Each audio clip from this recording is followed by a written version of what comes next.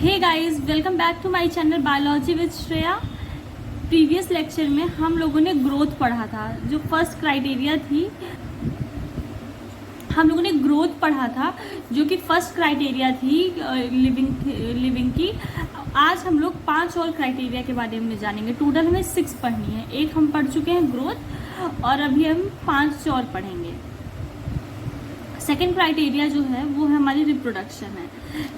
अब हम NCERT read करेंगे। Reproduction likewise is a characteristic of living organism. Reproduction likewise is characteristic of living organism. In multicellular organism, reproduction refers to the production of progeny possessing feature more or less similar to those of parent. ये यहाँ पे लिखा है more or less similar। ये keywords हैं, इन्हीं ऐसे ही NCERT में आपको वर्ड आ जाते हैं। एनसीईआरटी की लाइन नीट में आ जाती है, तो आपको कीवर्ड पे ध्यान देना है। Invariably or implicitly refer to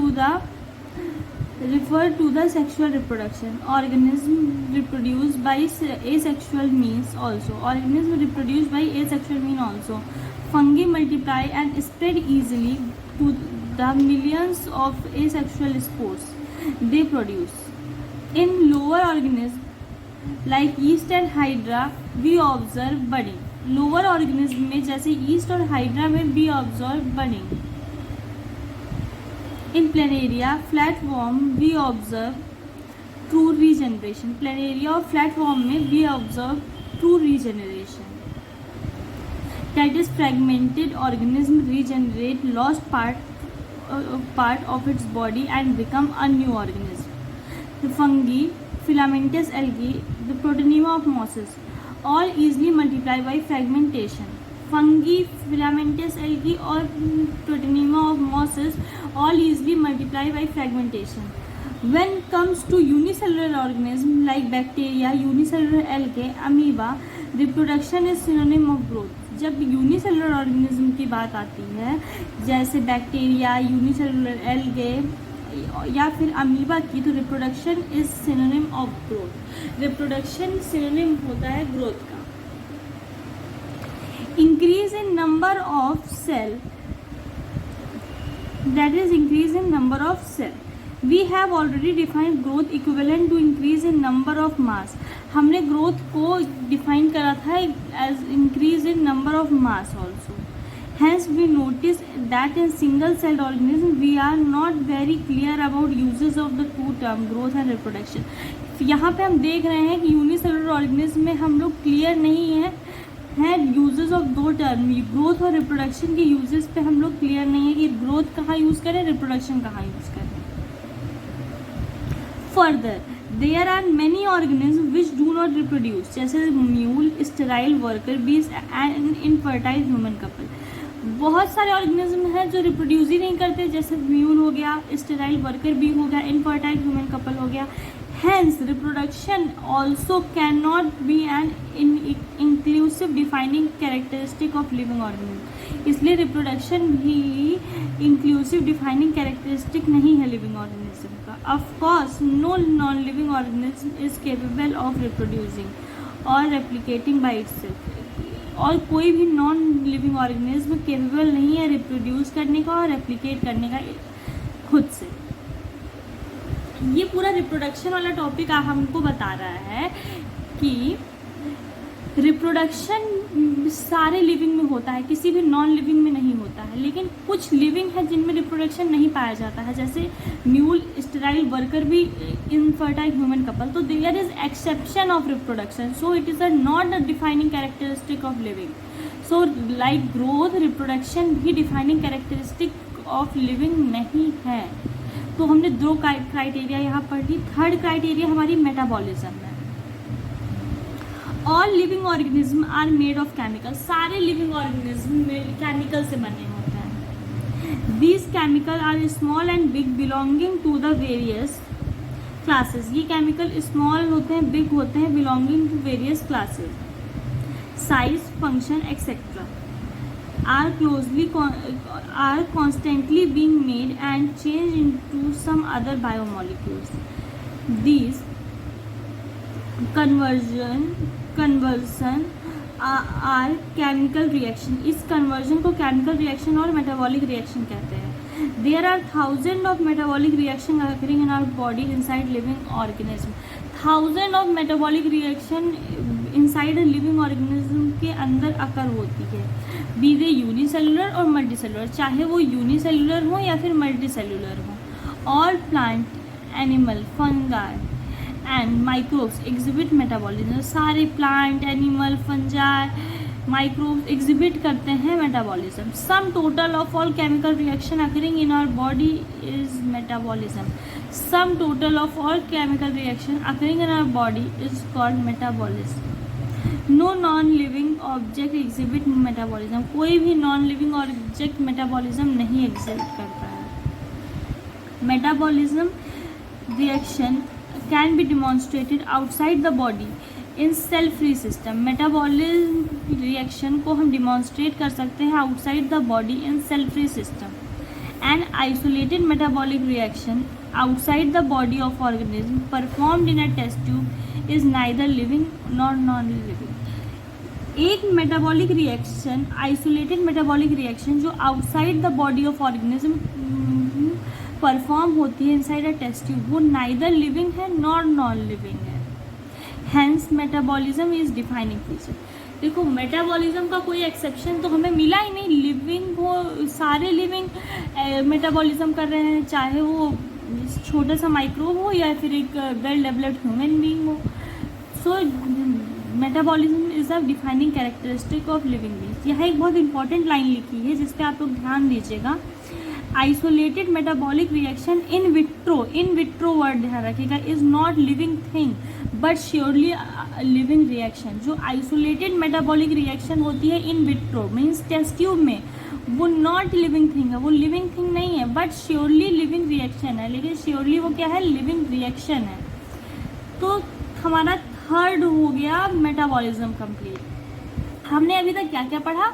हमने ग्रोथ पढ़ा कि ग्रोथ डिफाइनिंग फीचर नहीं है, फिर हमने रिप्रोडक्शन पढ़ा, रिप्रोडक्शन डिफाइनिंग फीचर नहीं है लिविंग का, फिर हमने मेटाबॉलिज्म पढ़ा, मेटाबॉलिज्म डिफाइनिंग फीचर है, तो 3 हो गए। फोर्थ हमारा है cellular organisation of the body is the defining feature of life form. यहाँ देखो बच्चों का ध्यान नहीं जाता है इस पे, लेकिन ये देखो बहुत इंपॉर्टेंट लाइन एनसीईआरटी में लिखी है, cellular organisation of the body is defining feature of living form. या नीट में आपको इस तरीके का क्वेश्चन पूछ सकते हैं, इस which of the following is not, which of the following is a defining feature, और आपको ऑप्शन में दे देगा reproduction, growth, cellular organisation, none of this.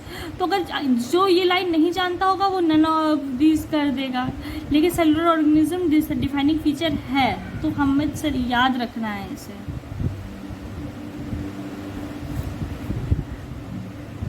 Perhaps most obvious and technically completed feature of all living organism is the ability to sense their surrounding or environment। अब देखो हम लोगों ने सेलुलर ऑर्गेनाइजेशन पढ़ लिया, 4 हो गए। अब हमारा 5वां जो फीचर है वो है कॉन्शियसनेस। कॉन्शियसनेस डिफाइनिंग फीचर है, क्योंकि जितने भी लिविंग होते हैं वो अपने सराउंडिंग के प्रति कॉन्शियस हैं, और ह्यूमन बीइंग में तो सेल्फ कॉन्शियसनेस की स्थिति पाई जाती है, जो कि और किसी भी ऑर्गेनिज्म में नहीं पाई जाती। तो ह्यूमन बीइंग में तो स्पेशल केस होता है सेल्फ कॉन्शियसनेस का। अब हम लोग रीड करते हैं कॉन्शियसनेस को। Perhaps most obvious and technically complicated feature of all living organisms is the ability to sense their surrounding or environment and respond to their environmental stimuli, which could be physical, chemical or biological। हम लोग external stimuli को respond करते हैं, जो physical हो सकती है जैसे ठंडा गर्म, केमिकल हो सकती है, बायोलॉजिकल हो सकती है जैसे धूप हो गई, ठंड हो गई, ये सब बायोलॉजिकल हो गए। We sense our environment through our sense organ. हम लोग अपना इन्वायरमेंट अपने सेंस ऑर्गन के थ्रू सेंस करते हैं। Plant respond to external factor like light, temperature, water and other organism, pollutant, etc. All organism from a the prokaryote to the most complex eukaryote can sense and respond to environmental cues. Photoperiod affect reproduction in seasonal breeder both plant and animals. Photoperiod affect करता है reproduction seasonal breeder में both plant में और animal में. All organism handle chemical entering their body. सारे organism handle करते हैं chemical entering their body. All organism therefore are aware of their surrounding. सारे ऑर्गेनिज्म देयरफॉर अवेयर होते हैं अपनी सराउंडिंग के. Human being is aware. Human being is the only organism who is aware of himself. सारे organism तो अपने surrounding के प्रति अवेयर होते हैं, बट ह्यूमन बीइंग एक ऐसा इकलौता ऑर्गेनिज्म है जो खुद के लिए अवेयर है. Has self consciousness. उसके पास सेल्फ कॉन्शियसनेस से एबिलिटी पाई जाती है. तो consciousness is therefore become defining feature of living organism. Defining feature हमें एक और मिल गया कॉन्शियसनेस. दूसरा क्या था? मेटाबॉलिज्म. अब क्या मिल गया? कॉन्शियसनेस. देखिए, जब आप रिलेट करके पढ़ते हैं, जब आप कोई चीज़ नई पढ़ रहे हैं, जैसे आपने पढ़ा कॉन्शियसनेस इज डिफाइनिंग फीचर, तो अब आप पुराना याद करिए कि और क्या था डिफाइनिंग फीचर. तो हमें पता चल गया कि हाँ सेलुलर ऑर्गेनाइजेशन था. फिर आप इसके साथ ये भी याद करिएगा कि कौन नहीं था डिफाइनिंग फीचर, तो आपको पता चल जाएगा कि नहीं रिप्रोडक्शन और ग्रोथ नहीं था डिफाइनिंग फीचर. तो अब अभी तक कितना हो गया? रिप्रोडक्शन, ग्रोथ हो गया, रिप्रोडक्शन हो गया 2, दूसरा आपका हो गया मेटाबॉलिज्म हो गया 3 जो कि डिफाइनिंग है, सेलुलर ऑर्गेनिज्म हो गया 4 जो कि डिफाइनिंग है, और कॉन्शियसनेस हो गया 5 जो कि डिफाइनिंग है. अब हम लास्ट पढ़ने जा रहे हैं इंटरैक्शन, जो कि देखते हैं क्या है डिफाइनिंग की नॉन डिफाइनिंग. ऐसा कुछ एनसीईआरटी में दिया नहीं गया है कि वो डिफाइनिंग है कि नॉन डिफाइनिंग है, फिर भी हम लोग रीड करते हैं उसके बारे में. नेक्स्ट हम लोग इंट्रैक्शन के बारे में पढ़ते हैं. When it comes to human being it is all that more difficult to define the living state. We observe patient lying in coma in hospital virtually supported by machine which replace heart and lungs. The patient is brain dead. The patient has no self consciousness. Such patient can never come back to normal life. Are such patient living or non living? ये कह रहा है patient जो coma में है, supported है machine से, heart lungs उसके नहीं पर रिप्लेस कर दिए गए हैं मशीन के थ्रू, ब्रेन डेड है, वो कुछ सोच नहीं सकता, कुछ समझ नहीं सकता, सेल्फ कॉन्शियसनेस उसके अंदर है ही नहीं है. क्या ऐसा पेशेंट लिविंग है कि नॉन लिविंग है? तो इसका आंसर होगा such patients are neither living nor non living. क्योंकि मेटाबॉलिज्म तो इनकी बॉडी में चल रहा है ना, इनकी बॉडी में रिएक्शंस तो चल रही हैं ना, और मेटाबॉलिज्म तो डिफाइनिंग फीचर है. तो ये जो है लिविंग है एक तरीके से, लेकिन कॉन्शियसनेस नहीं है. कॉन्शियसनेस भी डिफाइनिंग फीचर है, तो ये लोग नॉन लिविंग भी है. तो ना ही ये पूरे तरीके से लिविंग है, ना ही ये पूरे तरीके से नॉन लिविंग है. तो कोमा पेशेंट इन बिटवीन. तो क्वेश्चन आएगा तो आपकी टैकल कर लेना ऐसे, neither living nor non living. याद रखिएगा, ध्यान रखिएगा. समझ आ रहा है आप लोगों को? प्लीज़ कोई भी क्वेरी हो, कोई भी पॉइंट नहीं समझ आ रहा है, आप कमेंट कर दीजिएगा, मैं उसका रिप्लाई ज़रूर करूँगी. और आप ध्यान से पढ़िए, एनसीईआरटी लेके बैठिए. जो मैं पढ़ा रही हूँ, मैं बहुत ज़्यादा एक दिन में पढ़ा भी नहीं रही हूँ, थोड़ा थोड़ा पढ़ा रही हूँ जिससे आपको समझ में आया अच्छे से. अभी तो ये सेशन स्टार्ट हुआ है, अभी आपके पास पूरे 11-12 महीने हैं नीट 2024 के लिए. सो अपनी प्रिपरेशन को बूस्टअप करिए, एक एक चैप्टर के PYQs करते रहिए, पढ़िए. मैं पढ़ा दे रही हूँ, उसके बाद खुद से पढ़िए और PYQs करिए. और कोई भी क्वेरी हो, कोई भी लाइन ना समझ में आई हो, वो आप कमेंट सेक्शन में मुझे ज़रूर बताइए. और अगर आपको ये क्लास अच्छी लगी है तो थम्स अप और हार्ट्स कमेंट सेक्शन में भर जाने चाहिए. इस वीडियो का टारगेट है पूरे के पूरे 100 लाइक्स. आपको इस वीडियो पे इनिशियली तो 100 लाइक्स देने ही हैं, और कमेंट्स ज़्यादा से ज़्यादा कमेंट सेक्शन हार्ट और थम्स अप से भर जाना चाहिए अगर आपको अच्छी लगी हो वीडियो तो.